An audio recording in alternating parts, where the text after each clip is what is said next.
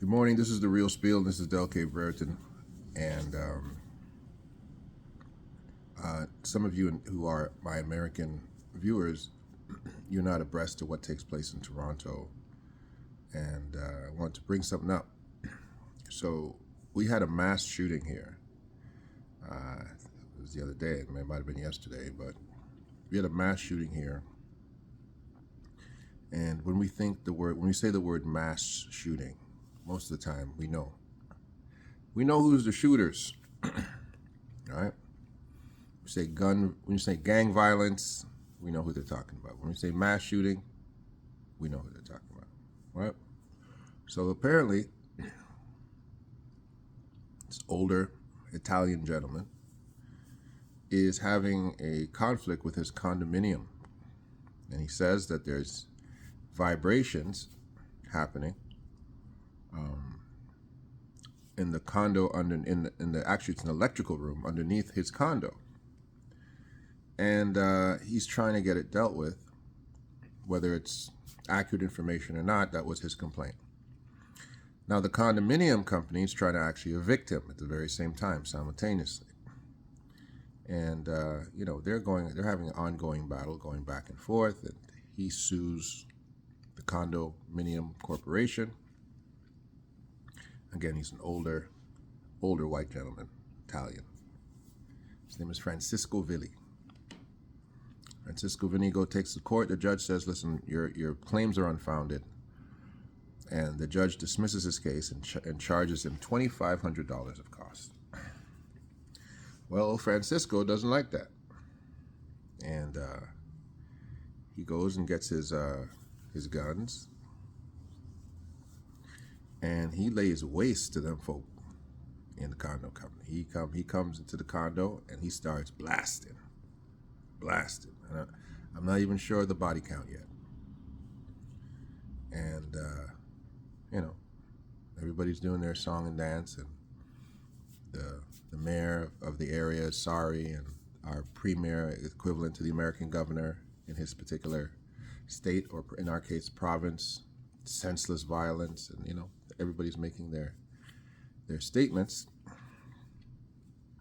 And but the funny thing to me, and again, condolences to all the people. I'm not here to make light of the death of anyone, because this older white man killed a whole lot of people. Like, he came out there and killed a whole lot of people, laid to waste a whole lot of people's lives, over $2,500, and some issues he had with a condo company. But one of the funniest things that we never hear when these things happen, because really every time there's gun violence, and it doesn't matter if it's in America or in Canada, when black kids are involved or young black men are involved, we always talk about, you got to get these guns off the street, right? As a policeman, trust me, they had a anti-gun task force. They had a black action task force where basically they were targeting black gangs. And I'm trying to figure out where's the white task force? Get all these guns out of these white folks' hands. Y'all dangerous. You gotta we gotta have a conversation. You gotta get the guns out of you white folks' hands, man. This older white man, he's supposed to be, collecting his retirement fund. He's old. He looked like he's about 70 years old. He's supposed to be out there playing bocce ball and playing cards. He out there gunning people down. And there's no conversation about, let's get these guns off the street. Nobody's talking about getting these guns off the street, right? Because yeah, you're gonna have shootings in urban populations. One guy gets shot, young kid gets shot here. This old white man took out almost a whole building of people. Mr. Villi, Francisco Villi. You guys can check it out yourself. Do a Google search on Francesco Villi. He went DEFCON 3 on the condominium company. Virally, video. He put some viral videos and talked about where's the justice, and not very coherent things. You can see there's some challenges going on with him, and he had a particular perspective that the world probably did not have, And who knows what kind of vibrations he was feeling in his condo unit. But nobody went to look and see that this man had a whole onslaught of guns.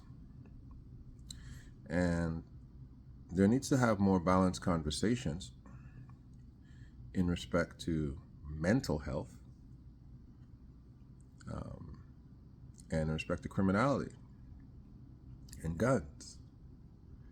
And of course, the conversation is going to be that this poor white gentleman, he's not a criminal, he's just mentally disturbed, because that's what happens with these things, right? He's mentally disturbed. He's always going to be mentally disturbed. He's never going to be a criminal, because how could he? How could poor Francesco Villi be a criminal? How could he be? Of course he was. I don't believe the police had to do much to take him down. So, we never have these conversations. It's hit the news now, but it's certainly not on the tongues and lips of everyone like it normally is when a member of our community is the shooter. There's no national outcry. There's no fear. This isn't a suburban area, like a very nice area. So nobody tries calling those places the ghetto. Nobody does that. They just think it's an unfortunate incident. Anyway,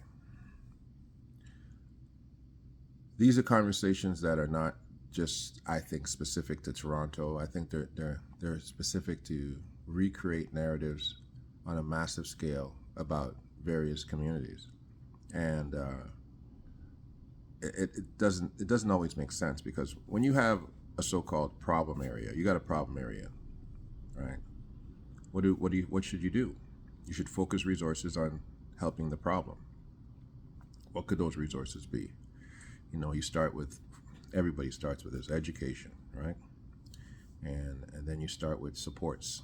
Of course, they have a increased police presence, right? And if you're really smart, you go all the way to gentrification, right, to fix these things. But you start smaller than that. You start with education. You start with breakfast programs and community centers, and right, that's what they give the black community. They give them community centers, and you have all of these resources that you throw into these communities because there's violence there. But what do you do when the violence happens in the suburbs? There's no answers for that, right? Because true criminality is something that is either just part of the human infrastructure of a thing just called evil. Because I believe Francesco Villi is just evil. You gotta be evil just to go. You lose in court, and then you decide, you could be angry when you decide to kill everybody. That's just evil. Nobody's calling that out. Nobody's saying that he's evil. He's going to try to talk about all kind of other stuff, but they won't talk about the fact that this crazy old man is evil. He's just evil. But that's one of the major things that needs to be dealt with. Resources are wonderful. You can't financially put programs and all these things to deal with evil. Evil has to be dealt with morality. In fact, Scripture says you conquer evil with good. You have to bring values back. Values is what conquers things like Francesco Villi's mass shooting. Somewhere along the line, the values conversation was missed, right? And values not on one end, it's on both ends, right? You got an old man, probably on retirement, and you want to throw him out of the place that he lives, and he snaps, goes off and shoots and kills people, right? So there's value conversations on both sides of the coin, but the bottom line is, you cannot legislate evil out. You can't do it. You got to bring the infrastructures that deals with evil into your community. This is one of the things that, I think the world has forgotten about.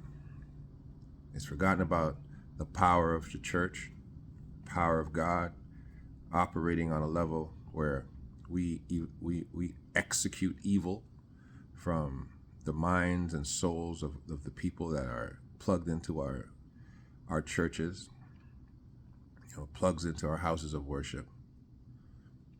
Even in respect to the Hebrew Israelites in America, this is one of the things that they say. They say, hey, when the men come to us, we teach them how to be good men.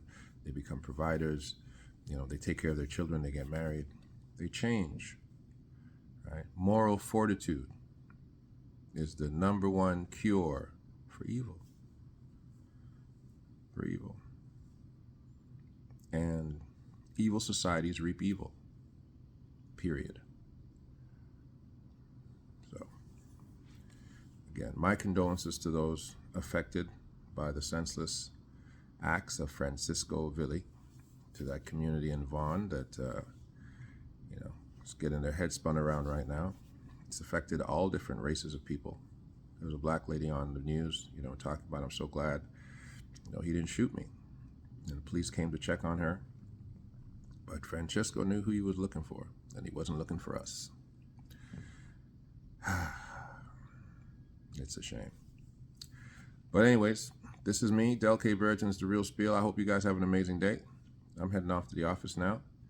And I appreciate all of you. I appreciate all the subscribers. If you ever come on this page, just subscribe. Subscribe. There's lots going on. I've got lots going on. I don't like to talk about stuff that's not happening, but there's things that are happening behind the scenes that I'm still working towards. Our NGO, things that are happening in Dimona, and trying to get folks on that you guys want to talk to and hear. I have a couple of people I've tried to pick for, and one's scared to come on, and the other person's just not been well. And it's Christmas time, so everybody's kind of organizing themselves, getting organized for the holidays. And some of you don't practice Christmas, and that's fine. But it is the holiday season, so people are busier. My company's really busy, so I'm just hoping you guys can stick with me. I've got lots for you, and into this holiday season, it's gonna be good, because I have a whole bunch of things I've been working on, and as well as doing some training and stuff for the new position I have. I've got a whole lot of stuff they want me to do. But it's really good to see everybody, hear everybody. I love your feedback, and God bless you. All right, we're going to talk soon in person. Would love to have a couple of lives happen very soon, but my time is just crazy this week. But I will settle down by Thursday and start to push out some great content for everybody, like I was doing before. So God bless you. Subscribe, share, follow.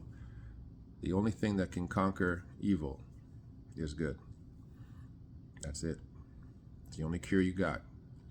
And it's about time these communities, governments, all figure that out. The only thing that can conquer evil is good. Jonathan Greenblatt, I ain't forget you yet, buddy. We're still going to have a talk. Talk to you soon. God bless you, everybody. We'll see you soon.